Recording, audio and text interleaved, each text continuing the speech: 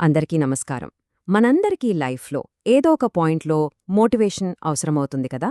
కానీ మామూలుగా మనం వినే సలహాలు అంటే ఏవైనా మోటివేషనల్ కోట్స్ చదవటం లాంటివి అంతగా వర్కౌట్ అవ్వవు.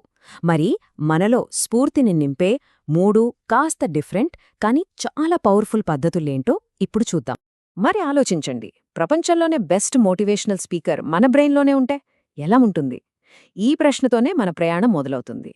మన మోటివేషన్కి సోర్సు బయటెక్కడో లేదు, మనలోనే ఉంది అనే ఐడియా చాలా ఇంట్రెస్టింగ్గా ఉంది గదా. అదే మన ఫస్ట్ పద్ధతి. మొదటిది ఆత్మ యొక్క అంతరంగిక సంభాషణ. అంటే మనతో మనం మాట్లాడుకోవడమన్నమాట. వినడానికి చాలా సింపుల్గా అనిపించొచ్చు, కానీ మన మోటివేషన్కి ఇది చాలా స్ట్రాంగ్ ఫౌండేషన్ వేస్తుంది. జనరల్గా మనతో మనం మాట్లాడుకుంటుంటే ఏంటి పిచ్చి పట్టిందా అని అనుకుంటారు గదా.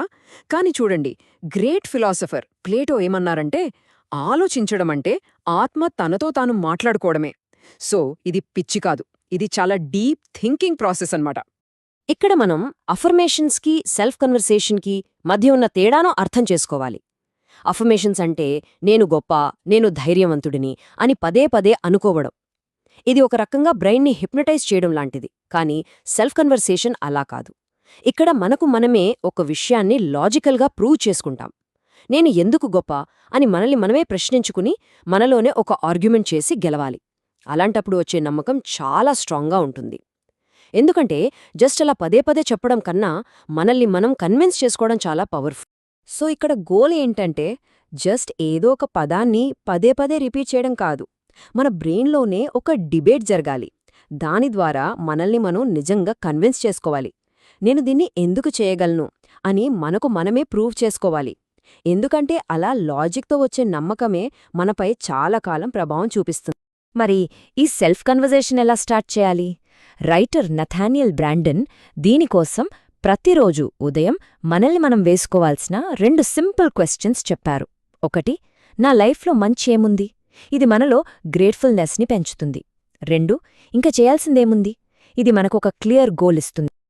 సరే, ఇప్పటిదాకా మన లోపలి ప్రపంచం గురించి మాట్లాడుకున్నాం.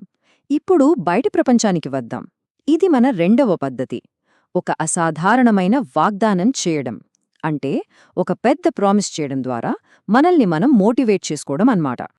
నిజానికి మోటివేషన్ తెచ్చుకోటానికి ఇది చాలా భయానకమైన, కానీ అదే సమయంలో చాలా ఎఫెక్టివ్ పద్ధతి. అదేంటంటే ఎవరికైనా నిజంగా ఒక పెద్ద ప్రామిస్ చేయటం. వినటానికి కొంచెం భయంగానే ఉంటుంది, కానీ ఒకసారి మాటిచ్చాక దాన్ని నిలబెట్టుకోవాలనే బాధ్యత ఉంది చూశారా, అది మనల్ని నిద్రపోనివ్వదు, పరుగులు పెట్టిస్తుంది. దేనికి బెస్ట్ ఎగ్జాంపుల్ అంటే America president John F Kennedy. ఆయనొక మాటన్నారు, ఈ దశాబ్దం ముగిసేలోపు చంద్రుడిపైకి మనిషిని పంపిస్తాం అని దేశానికి వాగ్దానం చేశారు. ఆ ఒక్క మాట, ఆ ఒక్క ప్రామిస్ మొత్తం దేశాన్ని, నాసా సంస్థను కదిలించింది. ఆ ప్రామిస్ ఎంత పెద్దదో చెప్పడానికి ఆస్ట్రోనాట్ జిమ్ లోవెల్ మాటలు వింటే చాలు. ఆయన ఆ వాగ్దానాన్ని ఔట్రేజియస్ అన్నారు, అంటే అసాధ్యమైనది అని. అయినా సరే ఆ అసాధ్యమైన వాగ్దానమే ఒక అద్భుతాన్ని చేసి చూపించింది.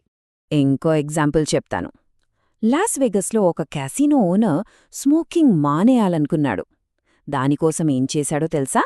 ఒక పెద్ద బిల్బోర్డ్ పెట్టించి దానిపై ఇలా రాశాడు, రాబోయే 90 రోజుల్లో నేను సిగరెట్ తాగుతూ ఎవరికైనా కనిపిస్తే వాళ్లకి $1,00,000 అని.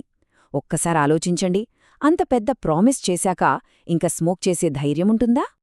ఇప్పుడు ఒక పర్సనల్ స్టోరీ చూద్దాం.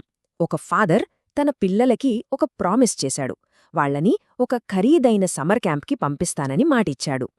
కాని కొంతకాలానికి ఫినాన్షియల్ ప్రాబ్లమ్స్ వచ్చాయి. అంత డబ్బు కట్టడం కష్టమంతించింది. సో ఆ ప్రామిస్ నుండి వెనక్కి తగ్గుదామని అనుకున్నాడు. అప్పుడు అతని 8 ఏళ్ల కొడుకు చాలా నెమ్మదిగా ఇలా అన్నాడు, కాని మీరు ప్రామిస్ చేశారు కదా. ఆ ఒక్క మాట చాలు ఆ తండ్రి గుండెకి సూటిగా తగిలింది. ఆ మాటల్లోని బరువుని అతను తట్టుకోలేకపోయాడు. ఆ ఒక్క ప్రామిస్ అతనికి కావలసినంత మోటివేషన్ ఇచ్చింది. వెంటనే అతను తన ఉద్యోగాన్ని మార్చాలని నిర్ణయించుకున్నాడు. కొత్త జాబ్లో జాయినింగ్ బోనస్గా తన పిల్లల క్యాంప్ ఫీజుకు సరిపడా డబ్బుని అడిగి తీసుకున్నాడు. చివరికి ఆ వాగ్దానం నిలబెట్టుకున్నాడు. చూడండి, ఒక ప్రామిస్ ఎంత మార్పు తెచ్చిందో. సరే, ఇక మనం 3వ పద్ధతికి వచ్చాం. ఇది చాలా గొప్ప ఆలోచన. అదే మంచి అదృష్టాన్ని మనమే సృష్టించుకోవటం. అంటే మనల్ని మనం మోటివేట్ చేసుకోవడానికి ఇతరులపై ఫోకస్ పెట్టడమెలాగో ఇప్పుడు చూద్దాం. Famous basketball coach John Wooden ఒక మాట అన్నారు, మనకు తిరిగి ఏమీ చేయలేని వాళ్ళకి ఏదైనా సహాయం చేయనంత వరకు ఆ రోజు ఒక పర్ఫెక్ట్ డే అవ్వదు అని. ఈ నిస్వార్థ సేవ అనే ఐడియానే మన 3వ పద్ధతికి బేస్. ఈ థియరీ చాలా సింపుల్ అండ్ ఇంట్రెస్టింగ్. మన అదృష్టాన్ని మనమే తయారు చేసుకోవచ్చు. అదెలాగంటే ఇతరులకు అజ్ఞాతంగా, అంటే వాళ్ళకి తెలియకుండా మంచి చేయడం ద్వారా. సింపుల్గా చెప్పాలంటే మనం వేరే వాళ్ళని లక్కీగా ఫీల్ అయ్యేలా చేస్తే మనకు కూడా మంచి జరుగుతుంది. ఫర్ ఎగ్జాంపుల్, ఫైనాన్షియల్గా ఎవరైనా చాలా ఇబ్బంది పడుతుంటే వాళ్లకి తెలియకుండా వాళ్ళ అకౌంట్కి కొంత డబ్బు చేరేలా చేయడం. ఇక్కడ మోస్ట్ ఇంపార్టెంట్ పాయింట్ ఏంటంటే ఆ హెల్ప్ ఎవరు చేశారో వాళ్లకస్సలు తెలియకూడదు. ఎప్పుడైతే మనం వేరే వాళ్ళని అలా లక్కీగా ఫీల్ అయ్యేలా చేస్తామో అప్పుడు ఈ యూనివర్స్ మన వైపు ఉందని ఒక ఫీలింగ్ వస్తుంది. నేను మంచి చేస్తున్నాను, సో నాకూడా మంచే జరుగుతుంది అనే ఒక పాజిటివ్ నమ్మకం కలుగుతుంది. ఆ ఫీలింగే మనలో మోటివేషన్ని ఒక్కసారిగా పెంచుతుంది. సరే, ఇప్పటిదాకా మనం మనలో స్ఫూర్తిని నింపుకోవడానికి 3 డిఫరెంట్ పద్ధతులు చూశాం కదా. ఇప్పుడు వాటన్నింటినీ ఒక్కసారి క్లుప్తంగా చూద్దాం. మొదటిది అంతర్గత దృష్టి, అంటే మనతో మనం మాట్లాడుకోవడం. రెండవది బాహ్య నిబద్ధత, అంటే బయటి ప్రపంచానికి ఒక పెద్ద ప్రామిస్ చేయడం. ఇక మూడవది అతీతమైన దృష్టి, అంటే మన గురించి కాకుండా ఇతరులకు సహాయం చేయడం. ఈ 3 మన మోటివేషన్ జర్నీలో చాలా ముఖ్యమైన స్టెప్స్. చివరిగా ఒక ప్రశ్న: ఈరోజు మోటివేషన్ ఎక్కడ్నుంచి రావాలి? మన లోపల నుంచా, లేక బయటి ప్రపంచానికిచ్చే ఒక ప్రామిస్ నుంచా, లేదా వీటన్నింటికీ అతీతంగా ఇతరుల కోసం ఆలోచించడం ద్వారానా? దీని గురించి ఆలోచించండి.